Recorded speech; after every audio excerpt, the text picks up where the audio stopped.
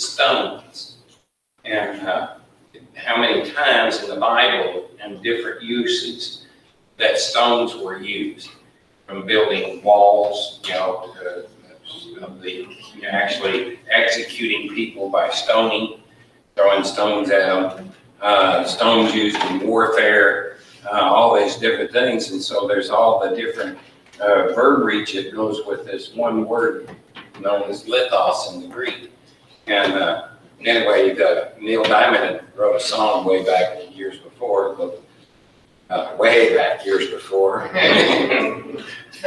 Trying to get younger here, guys. Anyway, yes, but stones will play. Well, the lines in there would say stones will play inside her head. Have you heard that? And what's that? Yeah, we don't remember the song. Pardon? I remember. Yeah. Anyway, that's how I can remember that word through association. Was remembering that word lithos, and I never forgot.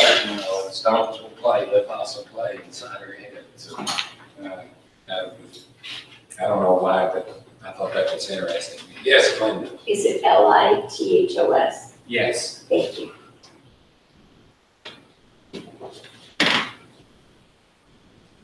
Good to see everybody this evening. I love you.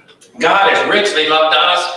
I'm really hoping we can kind of turn our attendance around here. We've got some that though gone with excused absence and said that way. Sister Monique asked our prayers and so forth, said that she is attending a seminar, I guess you could call it, that's really designed for our school. Really help them. They have some motivational skills and different skills that they're introducing her to that she really wanted to participate in, and will bring back for the rest of our teachers as well. So she's kind of on a scouting and learning opportunity tonight. It seems like almost everything that has something to do comes on Monday night, and tries to get up here. And we haven't got close to football season yet. And for some, that's really treading grounds to get them broke away for Monday night. Yeah, Alex, I'm a hang grail. I'll send the Ku Klux Klan for him. And he tries to use that Monday night football stuff on me. Anyway, no, I know. Guys, yes, I know. But anyway, God is just so good, and He is doing a marvelous work. He really is.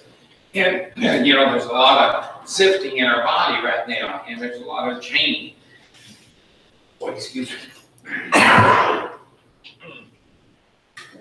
There's a lot of change that's taking place, and the change, though, is more in our hearts. It's also in our vision. It's really seeing things the way God says things is, instead of seeing them the way what we see. And so we're having to kind of move in a field that's really strange in a sense, because we're actually called upon, and I've really noticed to be true, is to live something that's really a contradiction of what you see.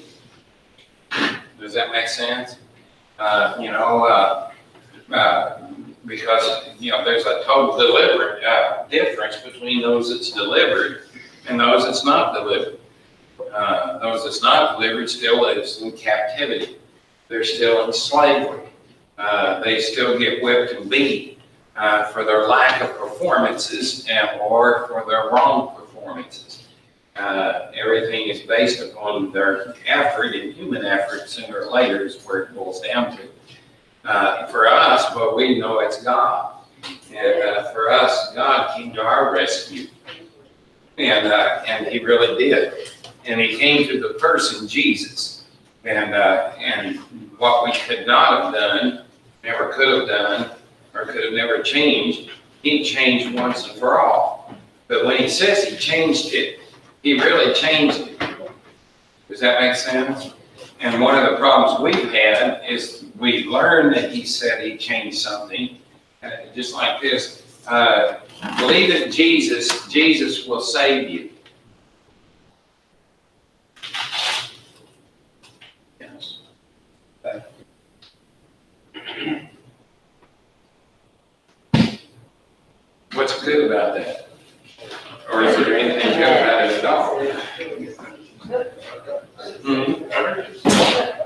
Okay, Jim says everything's good about it, but is it really good?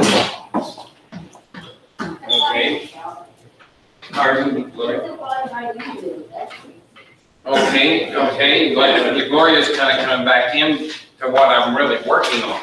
Let me just remind us kind of the course, and I keep mentioning this every Sunday, is what I've been calling God's mighty work. And I really spent a little extra time this Sunday in both first and second service, really highlighting that aspect. When I was kind of in my own heart, I was really wanting to get onto that theme. It's done, it's done, it's done. And I really didn't get to punch that the way I was really desiring going into it. Yet at the same time, I knew that I needed to really, just really the Holy Spirit just led me to really punch on this thing of us understanding God's mighty work. And that one of the problems I kind of have is like when I'm talking about coming to church, all of a sudden there can be a negative attitude developed about coming to church.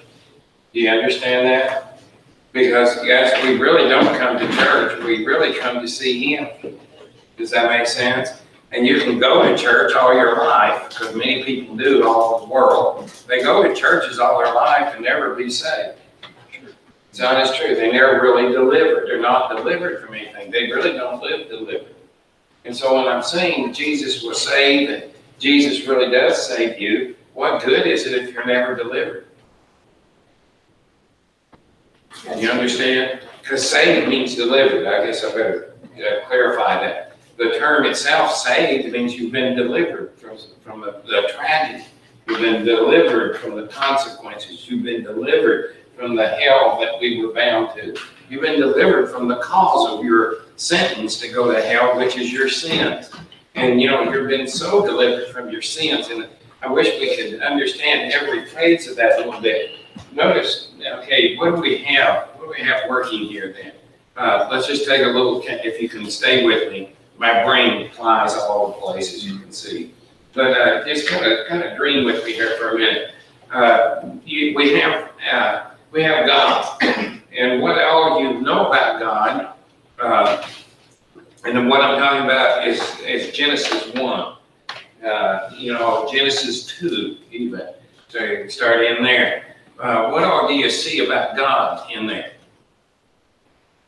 What all, let's just kind of look at this. We have God, right? Created. Okay, created. He spoke to create it. His spirit moved, and it formed just through the speaking of words, that they were His words. And all of a sudden, and He refers to Himself as He all the time. And more than masculine gender, I want you to think of person. And He refers to Himself as if He's a person, that He's just really one of us. And that He really was made from the express image of God, and not made in the sense of molded made, but He was made from Him, breathed from Him, came from Him. You are an eternal being because His breath is forever eternal. Isn't that something? So you'll live in heaven or hell, because that's the only two abodes that's mentioned in Scripture anyway. And I'm sure that's all there is, heaven or hell. People talks about outer space, and is there this or there that. Honestly, I've met some people who probably wish from outer space. There are a few times I thought I could go there. But, I don't think it matters where you're from. You might think I'm from outer space because I came from the hills of Missouri. I think a lot of them are from outer space. But the honest truth is, guys, it's what we came from isn't the issue as much as where we're going to be. Where we're going to live eternity. And by coming from God, we're going to be, we're eternal beings, and you're either under the just judgment of God forever and ever because you're an offender to Him, or you're a vessel of mercy, meaning God didn't give you what you deserved. You offended that, literally the hell out of Him. And instead of living offended, He totally moved not to give you what you deserve. And that movement is so big because his movement turned immediately to his son, because God, being just, couldn't let you get away with your crimes. You can't say, oh, it's okay. He never has done that, because there's an extreme penalty was paid for God to be able to say, you're forgiven. Does that make sense? You know, there was a payment to the justice of God. If that was never made, God could never tell you you're forgiven. And by the way, according to Romans, when a man believes in Jesus, it is God being a judge, the one sovereign righteous judge, that slams down the gavel with a declaration, not guilty. But it's when you believe that Jesus has stood in your place and took your punishment for you. Amen. Does everybody, you get that? I kind of wanted to work on that scenario, though. I was just kind of with you guys. So you see God, what do you see? Can I bring this up a little bit? What do you see in God? First 2 chapters, what do you see? And not too far in the second. What do you see, Cecilia? You're giggling, so. And then she goes, oh. What do you see, Sam? First 2 chapters of what we've done. What did you see? Just Genesis 1. Well, somebody already mentioned creation. What does creation kind of tell you about God? Just relax right there for a minute. What does that tell you about God? First of all, in the beginning, God was already there. Okay, God was already there. So everything that exists can only come from the existence of God. Does that make sense? He was already there. So that kind of ends a lot of the flu-flaw philosophies. So anyway, we've got God, but what do you see right there? I mean, instantly, there's a revelation that's taken place from breath to breath, word to word. It's a consistent flow of revealing that takes place immediately. And what's so sweet about words of God, that is God's means to reveal himself to you. So when you start reading right off, you see God, and he did what? What did he do? He created, didn't he? Okay, and then he created, and you just almost had to say, so everything that's brought into creation, that ever is created from God. And Sammy makes the first point, though, is that God existed. Does that make sense? So nothing else can exist except from God. And so everything that does exist exists. Paul will make this argument up and down, and so will the writer, Luke, the gospel writer of the book of Acts, will make this case, is that everything that exists even now in God. And he says that your existence is literally held together, your physical existence is held together by the presence of God. And what he implies is that you would fly in a billion pieces if it wasn't for God being all around you. And I believe that. Okay? So you might feel a little, the closeness of God. And by the way, that's why that's used, is to try to as an expounding of the doctrine of the closeness of God. That God's always been so close to you that if you felt for him, you'd find him. He's been there all the time. Okay? So that just from, again, Genesis, going back to Genesis, just from that, what do you see in God? Okay, well, he's for us. Why do you think that? Honestly, Rosemary, I don't think that's what people think. Well, okay. Right? Okay. Oh, good. Looking at it from that way, see, our problem is honestly, our vision is affected here. I think Rosemary's got a very good vision because her vision is from a perspective of a person that's been saved. What did she say? Well, she says God's good. Even water that he created was created for us. Sure. And if you think about it, anything that ever is, it was only for you. See, so what do you see God as? And what do you see of yourself? And especially in the Genesis state, chapter 1, chapter 2. I like this. What do you see yourself? No, not yet. See, sin hasn't come, so we're trying to stay before the sin comes back. Okay, yes, Jim, I think that's really true, but I think one thing is just the grandeur of God. I think there will be a realization how big He is, maybe for a reflection, because when He creates the world, right? But He doesn't just create the world, it ends up being stars, moons, universes, and all of a sudden, you understand that there's this mass creations and many things that we begin to discover, and every piece of it's created in God, which also should give you an idea how big He is. He's nonstop. And also, what is God? Let's think about that. If He's nonstop and He's created the universes and everything's created in Him, then let's think, what is He? According to John. John defines Him in two definitions. Go, Jim. No. Okay, that's Christ. That is the beginning and the end. But no, I want you to see, what I want you to see is literally the definition of God. What does John say? The Apostle John, the one who laid his head in the Lord's bosom. He tells us, and he's the one that's given the instruction to write who God is. God is, thank you, first Spirit. First Spirit. And what does Spirit tell you?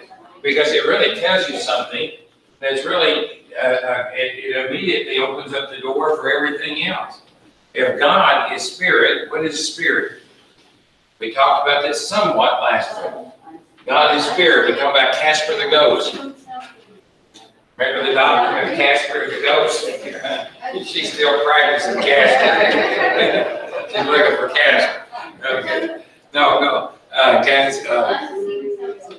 Oh, very good. Very good, Gloria. Yeah. Okay. Absolutely. Unseen what? Reality. Now, God created, and God spoke. Now, nobody's seen anything. If you were there, the only thing that could have happened is you could have heard words. But you'd never seen anything. You'd never seen even in that state, even in a perfect state. Because God wasn't molded in a body, but He is Spirit. But He's real. And you'd realize real quick if you've seen everything starting to take place, and the oceans parting, and the seas, and the mountains rising, and you started seeing all that, all of a sudden He'd get very real to you. You could almost see His hand in that sense, move and separating the waters from the essence of dirt, what become known as dirt. Pretty interesting. And so so God is Spirit. Okay, and again, I think the concept big, it can apply, right? So we got a big Spirit. We got a big unseen, but what's real. And He's big. Again, universes fits within His structure. Okay, so He's really big, right? Now guys, come on. God is Spirit, unseen reality, and then John adds another. I'm going to go cry. Thank you, Glenn. God is love. Now, guys, for goodness sakes, live this. Don't just learn it, live it. Do you understand that? Because God is love. So now let's look at what we've already said. Let's just look at for a moment what we said. God is an unseen reality. God is love, right? Okay, but what on the earth is love? Well, God is love. Okay, so this Spirit is the Spirit is love. By the way, that's very, very correct. Okay, so how big is His love? Endless, right? Okay. Now, another thing that's interesting is that love. What is it? I ask the question, what is love?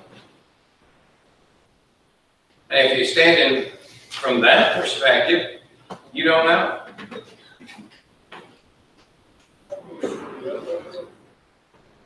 A feeling? I think you will feel it. But you gotta have it before you can feel it. You gotta know what it is before you can feel it.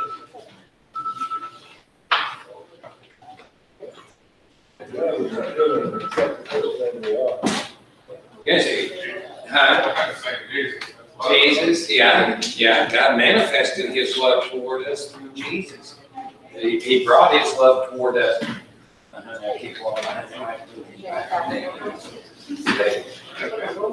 Yeah.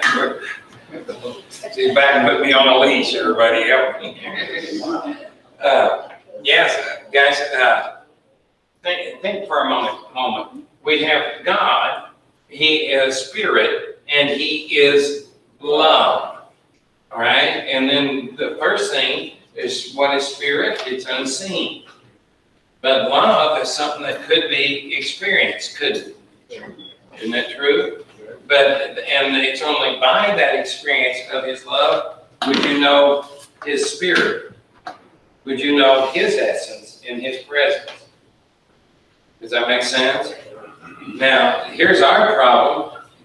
Again, this is where we run into trouble, is because we have a before and an after. And what I'm talking about is before the sin. You have a relationship there where God made Adam. He's very intimate with Adam, very friendly with Adam. He sees a need for Adam, and God moves to fulfill it. Does that make sense? And he pauses and asks Adam to go check out all the animal world to see if there's any answers out there. And he comes back and there is no answers out there. And so God then puts him asleep and then makes and creates who becomes known as Eve. And he again takes from the loin of Adam her living soul, which Adam shows is he's the representative of all mankind. What's their relationship? Huh? Okay, they were in communion, wasn't it? They enjoyed God, and how did they enjoy God? And they enjoyed, to some degree, the love of God. And to some degree, they lived in that love, and to some degree, they obviously lived it toward each other, Adam and Eve. And then what they lived toward each other, they lived toward God, and vice versa.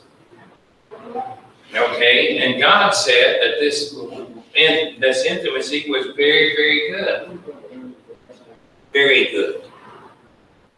So, what do we know of? Huh? Okay. What do we know of God's love?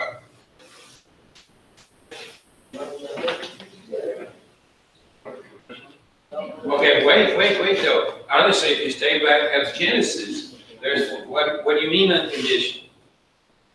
God shows up. God's faithful because he shows up every day. God talks to them. They talk with God. And the term fellowship means fun with. So maybe it's God saying, go catch a pass, Adam. They had whatever fun would be, they had fun with God. And God had fun with them. Okay? So what are we seeing? What are you feeling from this? Do you feel anything? Are you kind of there? Yes. See, whether you know it or not, you were there. When Adam went for the pass, you were there in Adam.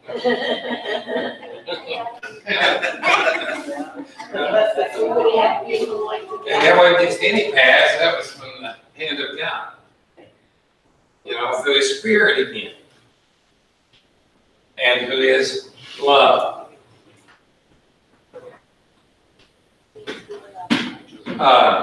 Okay, I'm trying to get us to really see what people that are dealing with today. where people's living at today. How honestly darkened their mind is, and how incapable they are of seeing what we are supposed to be seeing and living with. Okay? And again, I'm kind of given a stuttering step because we have a before and an after. And what I'm talking about is what's called sin. Sin of unlived reality. That brought death. It's a reality that wasn't lived. God said, don't eat of this tree of knowledge of good and evil. For in the day you eat thereof, you will surely separate from me and you. You'll surely die. You surely, you surely is dying in you. You'll be separated in you. What will be real to you is just you. What you'll live for is you. What you'll think you are is like a God. Right, like God. You think you'll make decisions and choices and so forth that makes a difference. And it's your decisions that matter. And all the time, there's only God's. Because He's God. Okay? Yes, Willie. It seemed like before it was always fun. Absolutely. And now it seems like fun has to be like almost sought out and created or brought about. Not for us. We can always have fun, but the world comes upon us, and the lost world. They could consistently the fleeting pleasures of fun. Yeah. Right. Where before it was no effort, it was just fun because they were in unity with God. Okay. All right. That's pretty good. Yeah, they were in unity with God. They just had fellowship with God. They had fun with God. But what do you suppose is going on the whole time? There is something that is always progressive since the first day that Adam existed. Relationship. And what do you do in a relationship? Do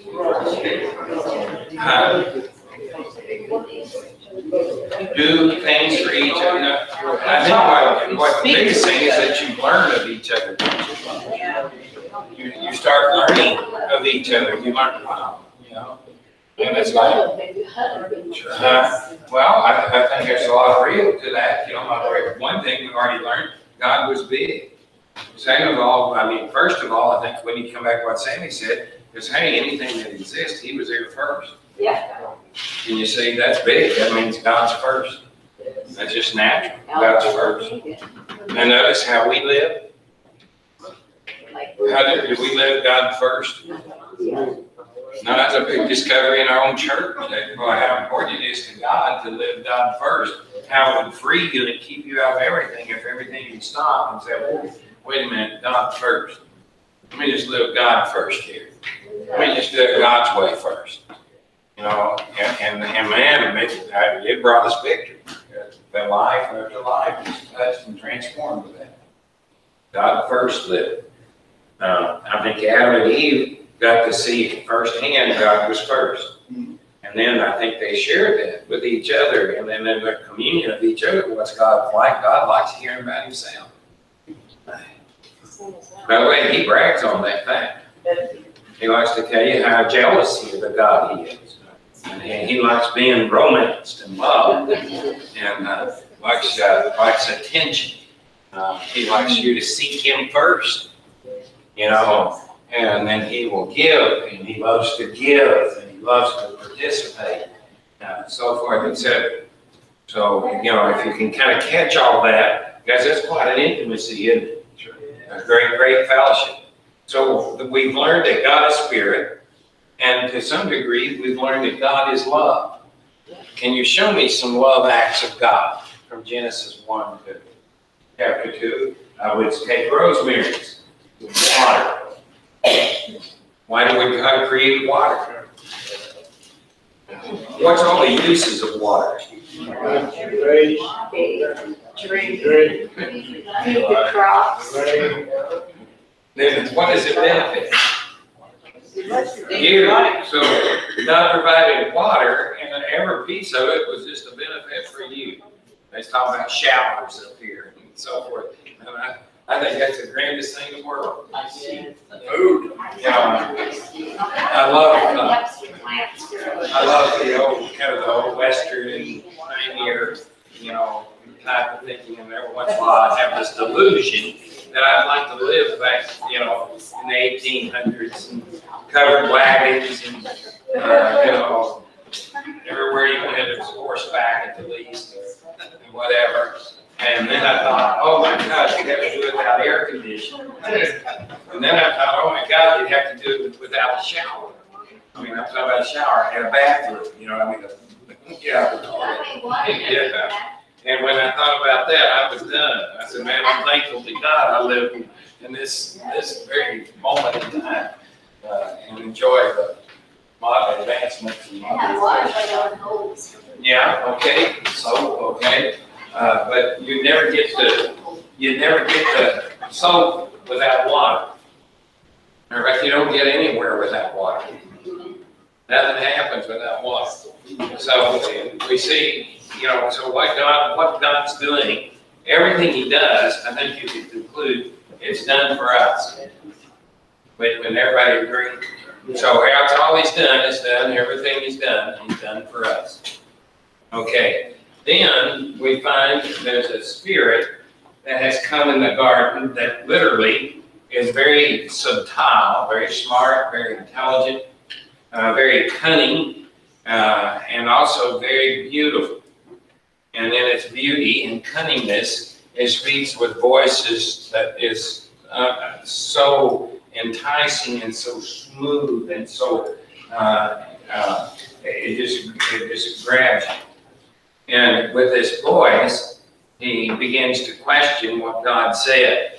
And remember, up to this point, everything that God had said with Adam and Eve had been nothing that we know of except fun, fellowship, I'd say education, as they learned, right?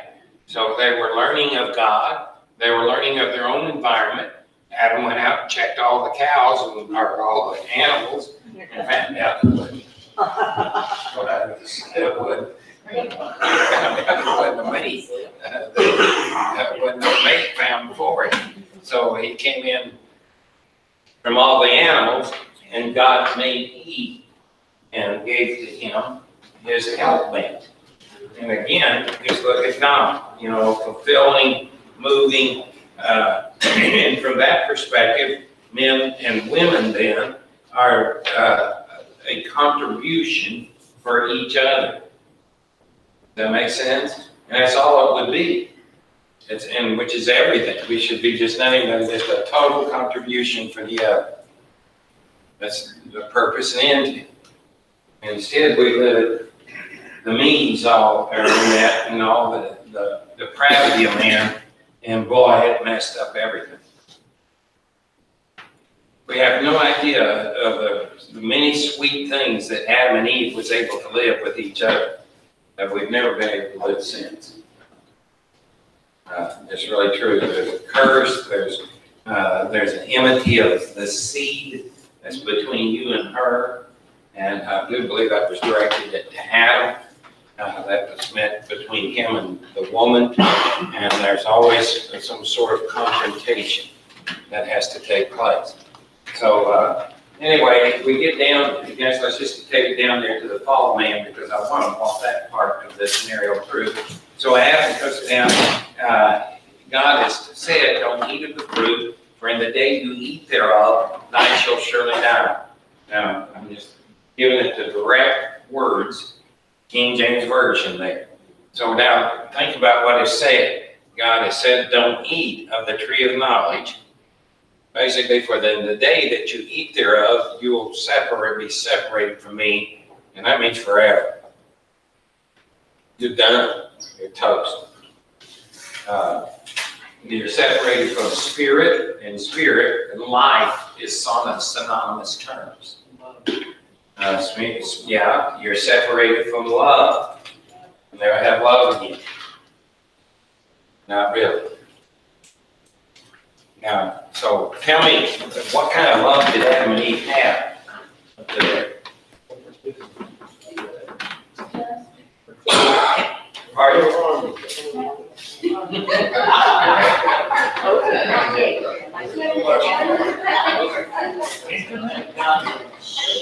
No, guys, like Gloria said,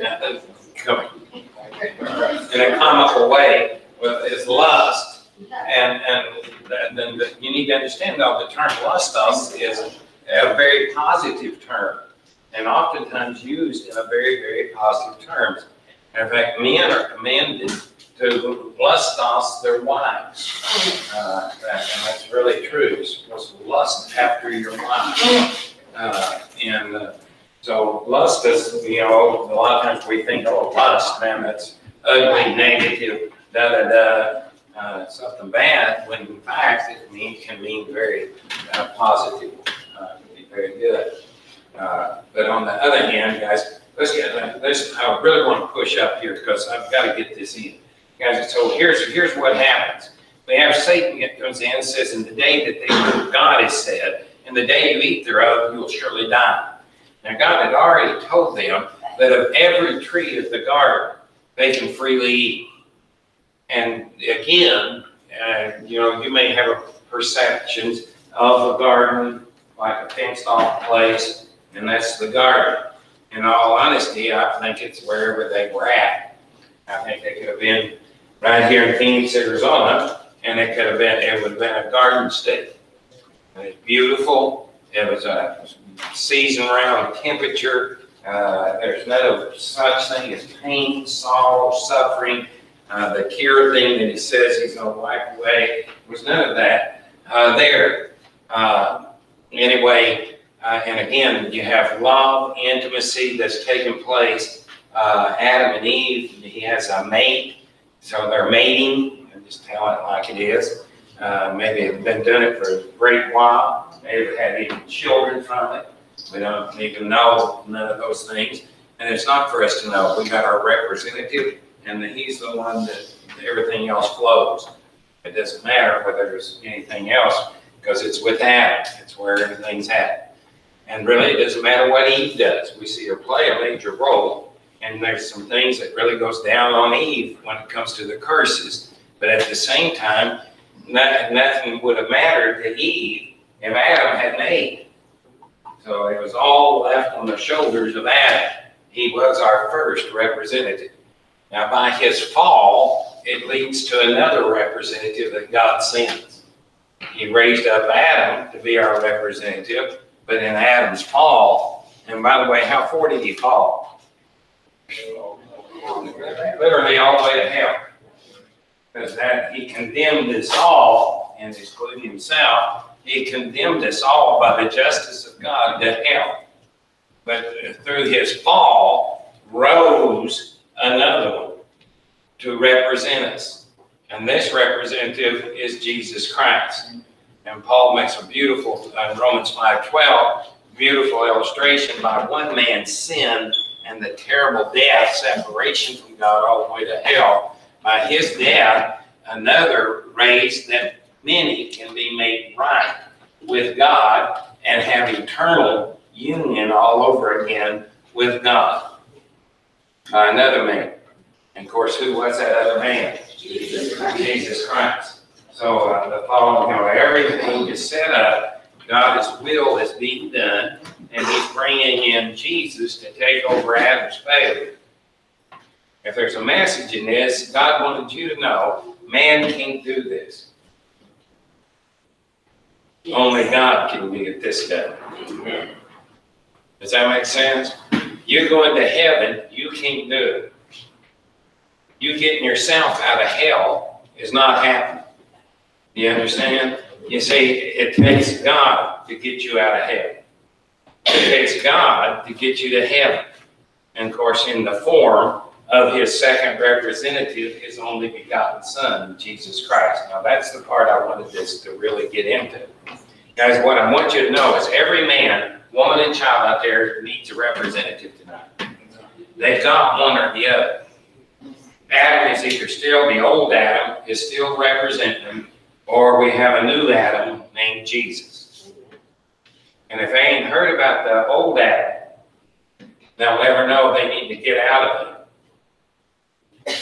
You understand that? Because that's who they're living in, is themselves. That's the old Adam. Okay? Now when he says he'll eat of this, and boy, I love almost the way Satan says this, because he didn't pull any punches, it's deceptive in the whole thing. I mean, his whole point is to deceive, but it's amazing the truth that he imparts. And I read a philosopher one time said, the master of deception is where you pick and pull in truth into your deception. So if you weave a lot of truth into the deception, then it becomes more deceiving than ever. And 9 times out of 10, it'll work. If your deception is just bare deception, most anybody can figure that out at a given time. Make sense? So what Satan does when he comes in the garden, he first picks on Eve, which I think is amazing in itself. And again, the covenant's not made. I think he knew that. Now, the covenant's not made with Eve. But he thought if he could get a voice or literally an ear, get an ear somewhere, then he could have a road to go further. And so he's looking to get an ear. And I think we do this a lot. I think we listen to Satan a lot more than we like to think we do. I think we think we're listening to God a lot of times when we're really listening to Satan. What I mean by that is that there are those things that would draw you away from God. I promise you, that ain't the Spirit of God. Does that make sense? But anyway, the point is that God comes and he says to Adam, don't eat of this tree of knowledge of good and evil, for in the day thou eatest thereof, thou shalt surely die. Meanwhile, having given permission to eat of all other trees. And then one thing the Bible makes very clear is growing right in the midst of this garden is this big old wonderful tree called the tree of life. And anybody can come and eat of that freely. Isn't that amazing? But for whatever reasons, and we're not told, but Adam and Eve made no attempt to go to that tree. They could eat of any tree in the rest of the garden. In my opinion, all the trees meant the Spirit of God, the Holy Spirit. So because he's food. The Holy Spirit is food. And so you can take of him and eat of that freely. All you want, as far and wide as you want, you can just eat away. Get the idea? Then there's this tree of life, and then you can come and eat of it freely, no cost. And it's a life-free tree. Live forever. I show no interest in that. And then the one tree that he says that the tree of knowledge, that's mine. Because I'm the only one, God's the only one that can handle and know, and when I say handle, that really knows what real good is and what real evil is. We don't know. And if you make that a part of you, all it will do is separate you from me. You guys, it's very natural. Have you thought about it? If you take in knowledge of what's good and evil, what will you find out? Okay, I'm telling you that real loud. Okay, yeah, definitely we're evil, and probably God's good. Or at least he was good.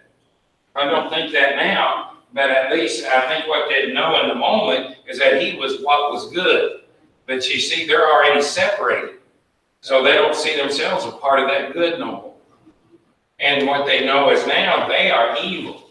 And what they do, see the knowledge, they took it in. It became a part of their soul. They went right in the mind, in their desires, in everything they felt, and it's supposed to exalt them to be like God. that they can choose for themselves, decide for themselves, feel for themselves, desire and think for themselves, and live with the senses that God gave us for ourselves. And that in that, we'd be like God. And instead, last week we really hit this, guys, but instead, what did it do? So they've eaten, they ain't God, that's for sure, when you say. Matter of fact, now, what is their thought of God? What? Afraid, fear. For the first time, guys, a human being experiences bone-shaking, utter fear. I want to tell you something. This God has a hell that they were aware of. Probably, in the spirit of things, can see clearly before the fall. This God is a God of justice. And all of a sudden, they have taken in and have eaten of something that has separated them from any of the good, and now they are considered the evil because they're in harm's way. And because they're in harm's way, they are terrified. And in their terror, literally terror, and that's something I wish you could get a lot more than your King James reading of your Bibles. Oftentimes it will use the word fear the Lord, right? And it is, but it's not, it's never terror. If you have the Hebrew, in particular the Old Testament, it makes a distinction. There's a word that is distinctly dedicated to the word terror. You understand terror? Okay? Terrorizing, terrifying, fear. You get it? There's another fear that means to honor, to respect, and literally implies that you respect so much that you love, you give credence to, you would serve. And you say, and that fear is used many times, mainly in relationship to the Lord. When he says fear the Lord, he's not talking about being terror, but he says, man, that you love him, respect him, you honor him. Now, guys, and I'm really serious about this because somewhere, one thing that's so wonderful is that Jesus has taken away our sin. Amen. But guys, man, honestly, our behavior, what you demonstrate, what you actually live out and live out in front of others, I guess you need to really question yourselves on this. If your demonstration is disrespectful toward God, not God honoring, brings harm and hurt, or causes others to stumble, you have to back up and say, whoa, here. Right? You'd have to. So it's very important to know that, guys, when there's a God that is to be loved, to be honored, to be respected. It really bothers me. People talk about cussing, and they call, SHIT a cuss word. Honestly, it's not. God used that word many times, but it was Hebrew. Okay. And matter of fact, he said he rubbed your face in it. And matter of fact, his words was diarrhea. I'm telling you the truth. And it's called drizzling diarrhea. So he really gets that. And then he says, that's what you've done. He says, that's what you've done all over the place. And he says, I'm going to take you and rub your face in your own drizzling. So God knows how to talk. God knows how to talk tough. He knows how to get the point across. Don't you think? Don't you think? But none of that's cussing. That's not vulgar. What's vulgar is using his name in emptiness. What's vulgar is to use his name in any form, shape, or size that ain't got anything to do with glorifying him. Make sense? So guys, I'd be God honored. Think about that a little bit. Let's really try to honor him. A lot of things, you'll bite your lips off maybe because your mother said, oh, that's vulgar. And so you wouldn't say that, but you'd turn around and blaspheme God up and down. You know, I'd worry about God and let Mama take care of herself, you know, okay? And she'd probably give you some good advice to be respectful. You know, being respectful can do nothing but benefit you. Make sense? You talk slang and nastiness and so forth, and you sound like a gutter. That's what, you know, somebody's going to think of. Might want to think something different. But, you know, honestly, what they think really doesn't matter. But what you do to God does matter. Right. And you see that? So, boy, you know, you might want to think about that a little bit. And again, God uses about any term that you can think of. One of our English terms that we throw around, I love Brother Will. He founded this one night at a lake, of all places. The word that we use all the time, I'm going to trade that one, and we'll leave that to you. But, yeah, it's an English term that literally, because it's a literal truth, that the English, what is it called, Will, their cabinet or their senate and all that, their lords, pardon? Yeah, their parliament. Yeah, parliament. That the king himself went to the parliament to get this edict that would allow people to have sexual relationships without marriage, with non-punishment by death. Because at the time, the Roman Catholic Church was killing people under the accusation, left and right. All they had to do is say, oh, we seen Bob over at so-and-so's, and we know what he was doing. And Bob was probably doing it. Bob turned white, okay. And they executed people. They did. They burned them at the stake, and it became horrifying. And the king said, man, this stuff's got to stop. He tried to do things through the parliament, and the parliament was scared of the religious. You understand how the power of religion has dominated even governments many, many times in our history. And anyway, so they ended up passing, the king come out and made a declaration. And that declaration, we'll go ahead and tell us. Fornication under consent of the king. That's exactly what it was. Fornication under the consent of the king. That was presented, fornication under the consent of the king, to the parliament. They voted unanimous for it. The reason why is because if God was going to come and punish him, because that's what the Catholic Church said would punish every one of them, if they allowed people to be able to have an outside sexual relationship without punishment, which was by death, on those that committed such acts. Everybody get it? And so guess what? The king says, you put the problem on me. I'll stand accountable. I got to have this killing people stopped. Kind of interesting, isn't it? And here's a parliament that votes that way. They give 100%. It's off of them. It's all on the king. So if God wants to punish somebody for the adultery that somebody else does, then he can punish the king. Everybody got it?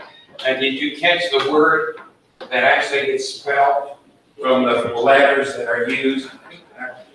Acronym. Did you catch it? F-U-C-K. Did you get it? Yeah, fornication under the consent of the king. And that's where that word came from. I'm telling you the honest God's truth. And then everybody runs around. I see kids and stuff that run up and I want to grab them and say, you know what you're talking about? They're out there, fornication under the consent of the king. Fornication under the consent of the king. You know, if we teach people what it actually means, we can stop. It's actually something intellectual. It's actually educational. They'd quit it in a minute. They wouldn't want to never say that word again. It'd be done. I didn't mean to ruin your word. Anyway. He's big on Rudy's favorite word there. Yeah. The client says, I gotta go find another. But it's amazing though, guys. But what about God? You know, that's kind of my point behind this. What about God? And the reason I'm really pounding this in here, guys, is because we want to go win a world, don't we? But guys, what are we going to win them to? I don't want to win them to a bunch of moralism. No. I don't want to win them to legalism that does nothing but send souls to hell. But at the same time, I don't want to win people to that brings a bunch of pain, suffering, and above all, disrespect to God. Makes sense? So when God says these little things like, boy, he's one that ought to be honored. But, guys, I mean, think about this. What's he done? Think about this. What's he done? Think about this. What's he done tonight? What's he showed us? Somebody mentioned up here, what's said there? Where was water? What did he do with water? Who's it for? For us. Can't we just love him back? Yeah. And you see, then you wouldn't be disrespectful if you just loved him, wouldn't you? If it was just really real that he really is loving you, every drink of water you get, that came from God. Every breath of air, we can just walk it through. Isn't that good? Now I want to hurry on this latter part. So we have Adam, we have Satan, we have Eve, and somewhere in there, they're all subject, and Satan has approached in a subtle way toward Eve, and he makes her aware of his presence. And the way he does it is to bring a question about God. Let's talk about God. You ever notice how deceptive that is? Let's talk a little bit about God. And the way he does it is, did God say? Yeah. Now think about that. You see, what do we have that reveals God to us? His words. Matter of fact, you never knew creation if God hadn't spoken. You'd have never known, the earth or the waters if God hadn't spoken. Make sense? But the first thing he brings in, did God say? So you can see he's already attacked the fundamental means of the revelation of God. The means of revealing God, God's words. Did God say? So now we got a question about God. Next comes, did he say you can't eat of every tree in the garden? That you're not supposed to eat of any tree in the garden? What did he make God sound like? Mean, restrictive. Guys, most of my life has been raised around religious people. You can't help but find that if you're a pastor. Religious people have a way of showing up.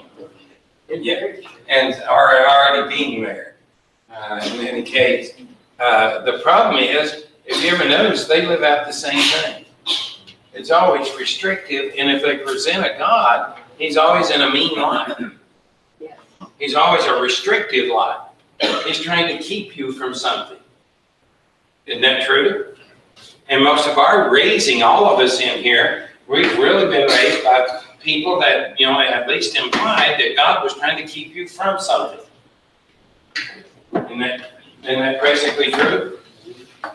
And you know what? That ain't God at all. He ain't trying to keep you away from anything. He does want you to come to him. He does want you to ask him for anything and everything.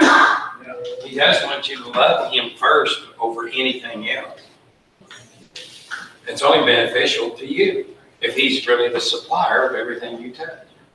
So let's take it back. So did God really say that? And so here's Eve, and my feeling is, and it's a dangerous one, is that we oftentimes want to come to God's defense. I don't think you need to defend God. I don't think God needs you to defend him, and I run into trouble with that. You want to really, honestly, there's times I really want to punch somebody out. And honestly, my only time I've been angry in probably the last 40 years has been when people has just flat out rejected Christ and do it flauntingly against him in my face. Yeah. Now you can reject me, you can tell me to go, I'll go. I ain't got nothing to say to you. You don't want to hear, that's all right. You know, I'll excuse myself. I'll even pardon myself. I'll do anything in the world to try to make peace and reconcile. But the honest truth, when you start blaspheming Jesus all over the place and what he's done for me, and I know he's done this, man, I just want to punch somebody's lights out. They don't make me right. And God don't need me punching anybody's lights out. He needs me to take it on the chin and turn right around and tell him, you know, that God still loves me. Okay, so let's walk this on down. Then quickly, guys, here's what happens. Eve, then hearing this, sees that the apples, whatever it was, the fruit, was pleasant to the eye. And then you have all these, something to be desired. So you have desires. So at first, the looking, examination. What's happening in that? I mean, there is something you need to think about in your own experiences. What happens when you're looking at something? What did God say about that? No, yeah, it's a tree of, that's his tree. Don't look at it. You can't handle it. And you get it, you know, and yet now, Satan through his words, did God really say? So if you really follow that, I guess she went through a whole questioning syndrome. You know, well, maybe God is holding out here. Let me check it out. Oh, yes, it is beautiful. Oh, it's pleasant to the eye. My goodness, this thing's to be desired. And notice up to that point, she never had a desire for it.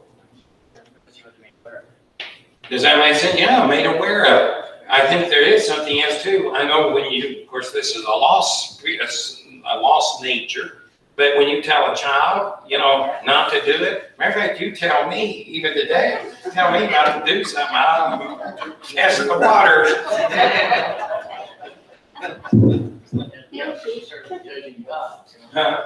Oh, yes. See, he already twisted her around, and there she was. And guys, that's what I'm saying. I'm trying to get this across, guys, for us to understand.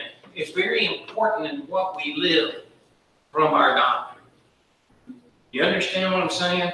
Guys, it's very, very important because you see what we're going to live from this is exactly what everybody's going to see and what Satan's going to take and use to try to pervert it. Try to twist other people up in it. Make sense? So let's really think about this, like the honor thing, the respect toward God. Now, again, so here's Eve, and then she takes thereof and she eats. Now, I don't know, really, I don't know. I don't know if she expected anything to happen or didn't, you know, maybe she thought, man, this will give me a vitamin A shot or something. Or maybe she didn't think nothing at all, but she ate of it. And best I know, she probably said, it's good. And then she gave, and the reason I think she thought it was good or something good, and she said it was pleasant to the eye, something in that sense, but she gave to her husband. And Paul says he took willfully. Now there's a big distinct difference. What it means though, it's not that he by his free will sit down and made a decision. What it means is that he knew exactly what God said. There's no deceit. It's not even pleasant to his eyes. And guys, I really believe that. I don't think it was pleasant to Adam's eyes. I don't think there was anything appealing about it. Anything else, but she took thereof and eat it. And I think what appealed to him had nothing to do with that apple or fruit. What appealed to him was that he could be like God. That he could make the decisions, that he could think for himself, that he could find a godship within the realm of self, and then him and God could exist forever because he would be like God, equal with God. And yes, that ain't happening. And he took thereof and he ate. Now, follow it from last week. After he ate, what immediately happened? Pardon? Okay, cursed, yeah. The separation took place instantly when he ate of it. He knew he was evil. He felt evil. He didn't know what evil was, but he felt it. When he looked up and he looks out, everything out there, can you see, it represented God. It scared him to death, so he's terrified. He's filled with fear. And again, guys, that's what people live. You understand? They are living this all the time. when they see you coming and you're coming out there with a smile, they think, man, what's that idiot want? And they might not even get that far. And they know what you want. But then somewhere in there, they'll get the sense that you're going to bring God. And that scares them to death. You're bringing something that they don't know. He's not real in them. Make sense? They think they know a lot of things. They know a lot of facts, and they've heard this and they've heard that, or they developed a philosophy they ain't none, and all these different things. But whatever it is, I promise you, whatever they say, it's out of fear. And from fear, they run from God. So everything is to get away. And so you shouldn't feel ashamed. You shouldn't feel rejected. You shouldn't go through a lot of psychological things that I think all of us have a tendency to put ourselves through. That's why we should be, man, excited that we get to come just like God comes. Now the difference here is that we take in those negative feelings and we're the ones that created them. You know what? Guys, did God change? Did Jesus change? Did he not die for those people that you're up there to knock on their door? Now they're trying to get away. They're barring the door. They're sicking the dogs on it. You know, I mean, I don't know what extreme cases, but whatever they're doing, can you see, they don't want to hear what you've got to say, because what you're doing is making God real to them, which makes their sin real to them, which makes their condemnation real to them. And see, usually they're able to kind of push all that out of their mind, fill their mind with the events and the affairs and the goings on of here, to where they don't have to think about God. They don't have to worry about it. And then all of a sudden you're making him awful real to him.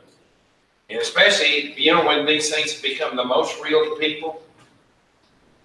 Does anybody know? Yes, when they're either dying or they're having to experience death. Time and time again, at funerals, I've had some of the best success I've had with talking to people was at funerals. Yeah. And it's just because it's a lot real when somebody's gone. And then when they hear about what God really is. Yeah, that's where Clint met us, guys, was at a funeral. Anyway, so Adam and Eve, and they're running, they hide. We should know the story by now. They sow fig leaves.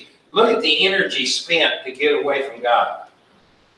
You know, every Sunday people goes, and I think this is really true. I think tons of people will go and decide to go camping, to go to the lakes and go fishing, Paul.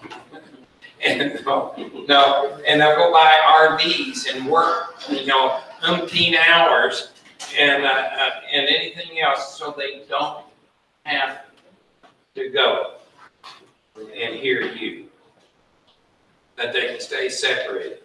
Bye, Alex. You all right? They have the battle right.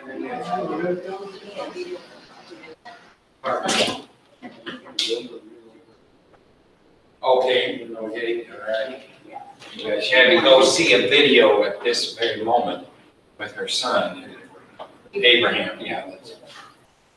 Had some legal trouble, put it that way. Anyway, so keep them in prayer, by the way. And it's very heavy on their hearts. Yes. That's what it just is anytime. Something like that happens. So we have Adam and Eve. We got them running. They're hiding. They're blaming, and they're accusing each other. They're willing to sacrifice each other, and ultimately the blame goes down to who every time? God. It always goes around a little ways. It's this one woman, and it's this, it's that, but it's really you. It's really you. And anyway, what's amazing is from God's perspective, how did he come in the garden? What was his attitude to come in the garden? Okay. All right. Now, to me, because he came not empty-handed. I think that's really important, because as you follow the progression of this, it's as if God really comes and he brings something. It's like he has his briefcase, and all his work has previously been done in this briefcase. And this briefcase is a document of a commitment that he's made, a commitment his son has made. a commitment that the Holy Spirit has made. It's a commitment that's called a covenant of grace. That is a very biblical term. Okay? And it's as if God's come. And he comes, and notice he comes and he says, Adam, where art thou? As if he doesn't know. And the point, I think, is to wake man up to know where he's at. Yes. And time again, guys, when we go to talk to people, you need to first ask them, where are they really at with God? And where do they think God's at with them? And let them really tell you. Tell you what they think. And it'll shock you. And you better be ready. Because if you ask somebody where they're at with God, they'll start down this road. Man, God's got it made. We're the best old buds. We have a 6-pack of beer every night. And you don't tell them what they may come up with. But, you know, they go down that road. Or they say, man, I just don't believe there is a God. They can go left and right on that way. And then at the same time, how do you respond to any of this? How do you feel at this point? How would you feel? What do you feel right now? How many feels tired? How many feels tired of hearing, just even the hearing, and I don't mean this negative, but just tired of hearing how Adam and Eve sinned and separated from God? Huh? Because honestly, their condition is the same as you've been there. Yes. You know what I'm saying? And now, you know, what you got to see is that you've been there. You get that? And what's really sweet, here you are, you're running, you're hiding. How many fig leaves did you sew together to claim you're right and okay? How many times did you blame somebody else for what was wrong? Yes. Can you see? And how many excuses have you made? Can you see? You know, I mean, you know, that's what, but every time you made an excuse, if you did something, you had to look over your shoulder, what would you see? What did you see? Come on, guys, get this. Please, get this. My time's gone, but I want you to get this. Every time, I'm trying to get it with personal. It's you right now, but it's them that we're going to go visit. Because it's them. They're out there, and I'll be honest with you, it gets tired. You know, I get tired of telling the story. In a sense, in a way I don't. When I get to the rest of the story, that's the part I love. I get tired of about sin and death, but you got to go over sin and death to get to life. Make sense? And so, but guys, notice, you know, don't you get tired and weary, you know, when you pleaded with somebody? How many visits have you made? There's some that really have been outreach people. They've really been people over and over, and you keep pounding. And how many feels like, oh, I ain't coming back. I ain't coming there you go. All right, you're better. I've heard her do this a couple of times. And then the next Thursday, she's back. I'm going to go down there. Okay. And, but, you know, no, and check Adam and Eve. Okay, let's check Adam and Eve. You wouldn't check yourself, so check Adam and Eve. So here's Adam and Eve. Okay, first they run. God says, Adam, Eve, where are they? They run. What would you do? Somebody running from you? Would you?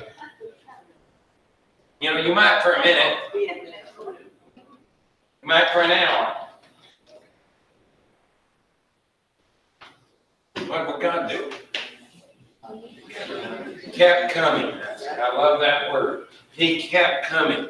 God kept coming. He got his briefcase again. He's got his covenants. He's got his pre-work. I call it pre-work. Everything was done before the world began. Here he comes with his pre-work, and he goes, and here they are. And he says, Adam, where are they? Not once, but 3 times. And every time they said that, he said, what do you suppose they did? Okay, they did run, but and then after they ran until they ran out of breath, they stopped. And then they do this. What would they do? What does everybody do? Yeah, we look to see where God's at. Right? Is he still coming? You know, oh dang, here he comes. And you know, and guys, isn't this sweet though? Because I mean, look at it. You're going to hell. I mean, you know, if all he has to do is stop and you're done gone. And you sent your own self there. He's coming there with all the cure in the world in his briefcase. Can you stop? And then it's fine, you run out of breath, and you stop, you pause, but you have to look, and there he is again. That gun, here he keeps coming, and he keeps coming, and he keeps coming. Have you ever looked at history? All that's been is God kept coming. He kept coming, he kept coming. Any stage, any generation, all I see of it is God kept coming. He's kept coming, he's kept coming, he's kept the dark ages, but right through it all, God kept coming. Man, times, and I mean, those were dark ages. You know, intellectualism totally out the window. People didn't even know how to think. Ignorance was so rapid, nobody knew what to do. Women was nothing more than a piece of meat at the best, and you used the slaves and anything else. Barbarianism was massive. Zero hygiene, Will points out. Yes, but at every stage, guess what? There was a light of the gospel. Here come that briefcase. Here it kept coming. It's kept coming. And you know what? It came to you. Yes, it did. God has made sure that it's come to you. And guys, we've got to make sure to come to everybody else. We've got to motivate and start getting our people excited. We're going to have to start rethinking about our way we thinking of Monday night. We need to get in here and start thinking about, hey, listen, do I have some gas in my tank? I'm talking about the one in your heart. Yes. You know, can I go an extra mile to see somebody saved? How bad do we really want to see anybody saved? How great is that desire? Paul says, man, I wish myself accursed, cut off from God. You take heaven away from me if it means my kinsmen be saved. Yes. I think he had an inside straight on that thing because he knew that couldn't happen. But maybe. You know, no, I think he was really telling you his heart desire. I don't think he's lying one bit as far as that.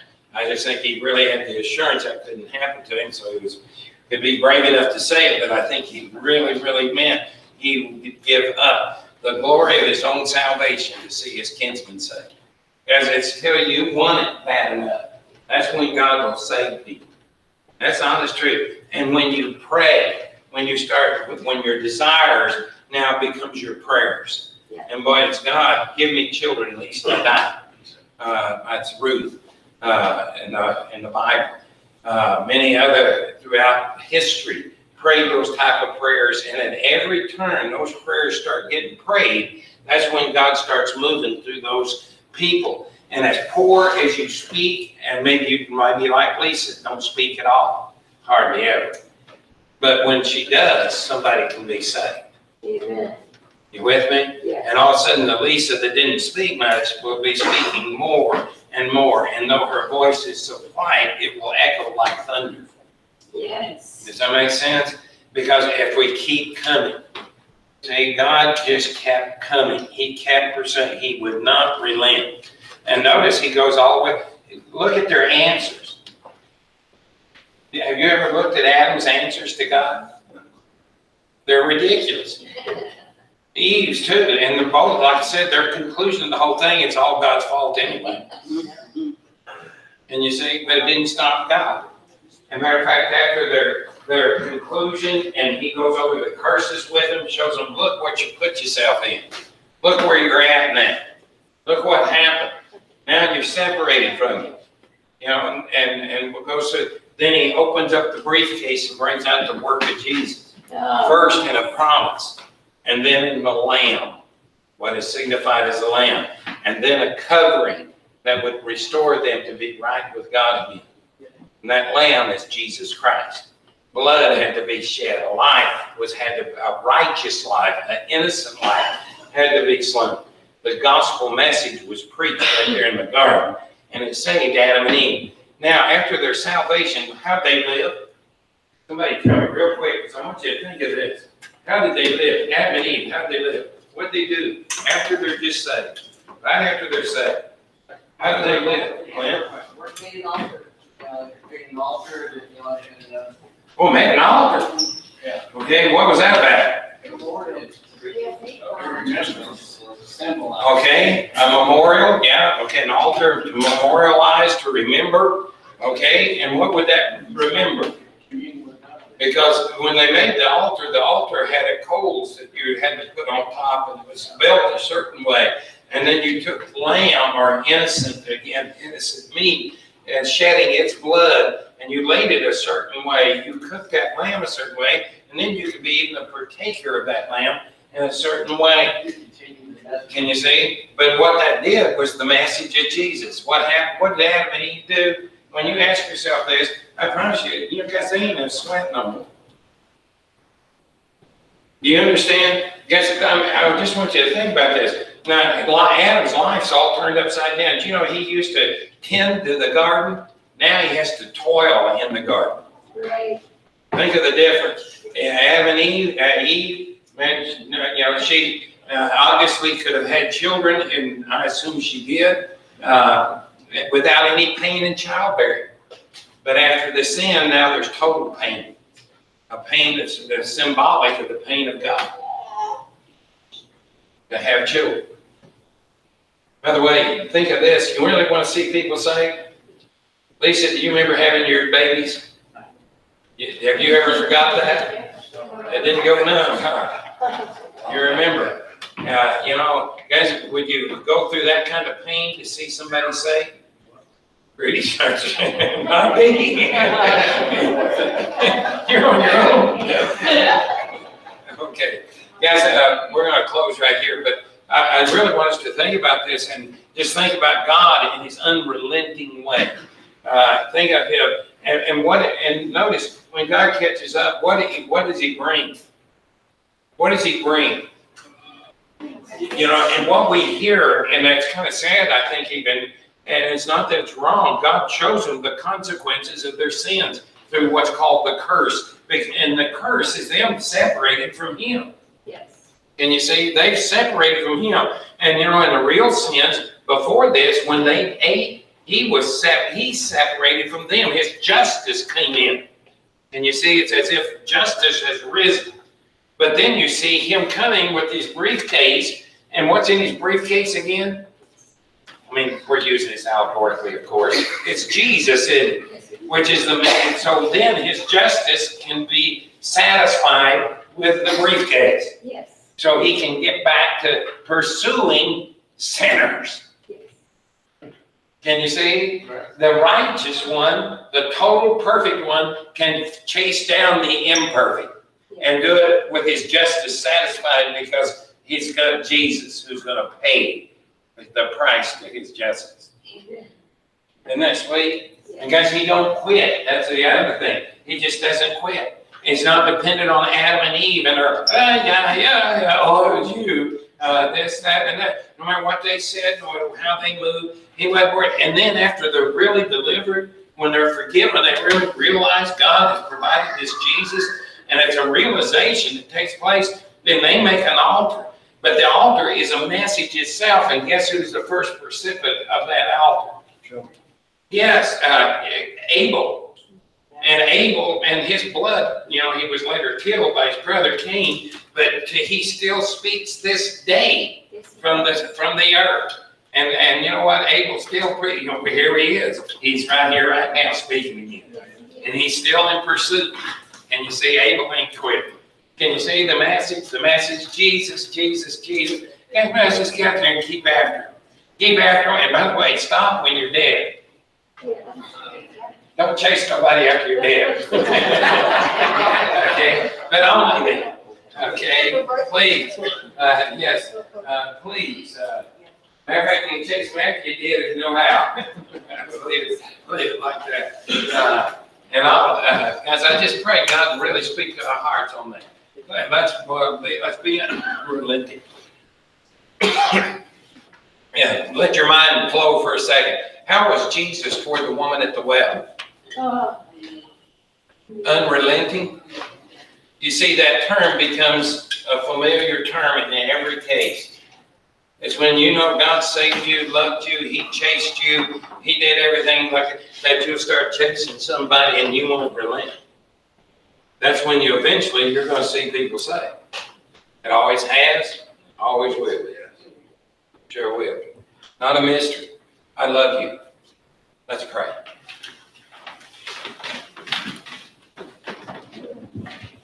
Quincy, my good friend back here, would you lead us, please? Father, thank you for allowing us to assemble and hear the words Butch had on his heart from the Spirit to share with us. And we take those words with us tonight and carry us through the day. Make us unrelenting and just chasing others, just to give them your gospel, never ceasing until the end. In Son Jesus Christ's name.